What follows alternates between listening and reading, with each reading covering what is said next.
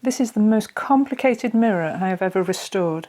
It was for the TV show Salvage Hunters The Restorers, Season 4, Episode 7. Let's do a quick tour around this 9-foot mirror, starting at the bottom with this small cherub's head into some chunky scrolls which were missing lots of scroll ends. Then a change in style to a much flatter side scroll with a very ugly block sat above it. A pair of nice ribbon tassels with an odd random scroll coming out of the block.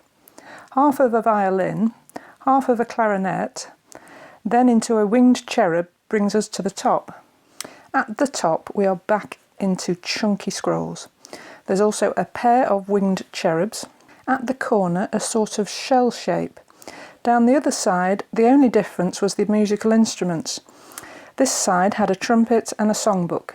This mirror was full of problems. Damaged, missing decoration, paint, different styles of decoration. So what was I able to do to this? Let's get into the restoration and find out.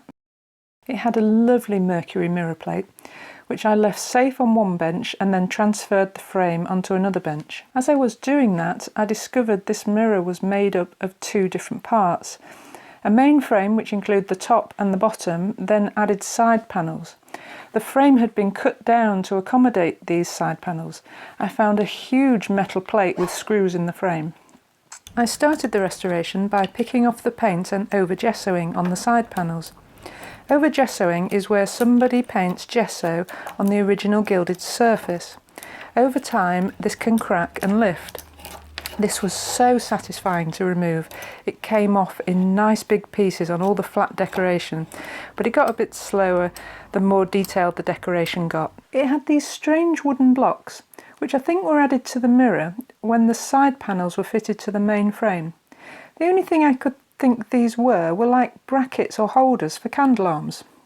Needless to say, they came off. I made an 11-minute video at the time about just removing one of them. I made it to show why TV programmes don't or can't show all the restoration. With the blocks removed, it was now obvious one of the ribbon tassels had been moved further up to accommodate the block. You can see here the cut end of the ribbon where the tassel used to belong.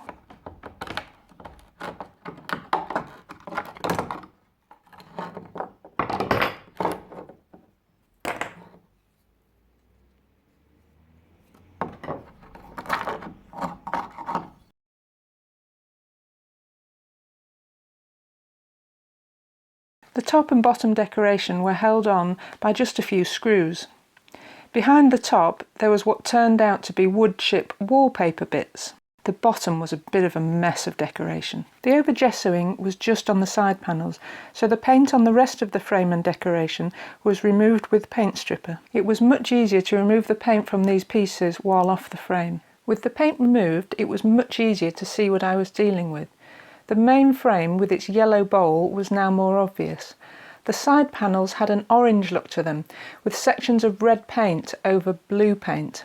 I decided I liked the blue paint and could perhaps use that to tie in the side panels to the rest of the mirror.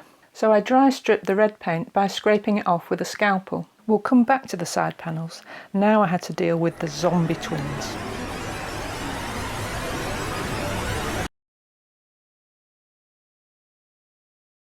When the twins came off the top, you could see a design carved into the gesso of wing ends.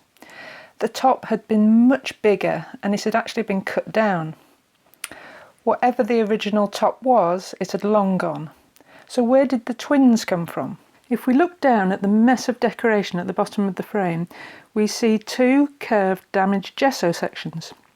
So I took all the decoration off the bottom and placed the twins down there. The two curves matched the head shapes, and the bottom of the scroll matched the shape at the bottom of the frame. Result. But now what I was calling the flowers at either end of this piece of decoration felt way too large and deep.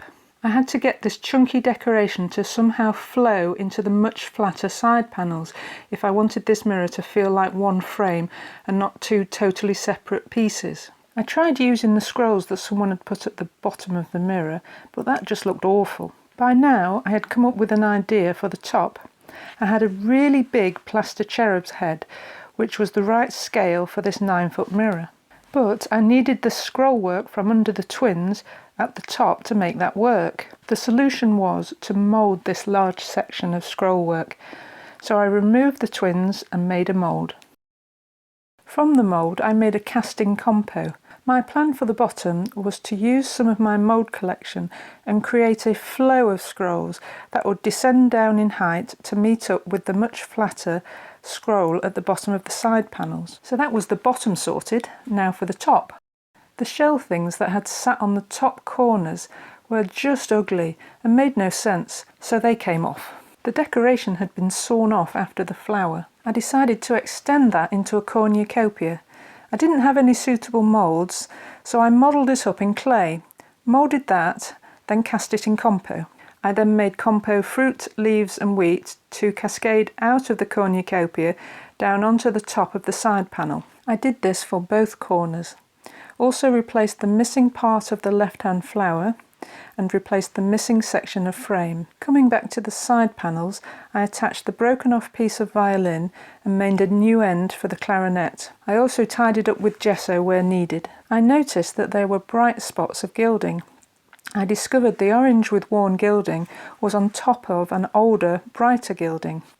I decided to scrape away the orange in places, so some of the side panel matched the lovely water gilding on the main frame. I water and oil gilded the top and bottom. I started to add a matched blue paint to the frame. The new gold is very bright, so I had to age that down to match the side panels. I made some sections look orange and just aged others. I added more blue paint to the background of the top and the bottom, which along with the gilding brought the two pieces together.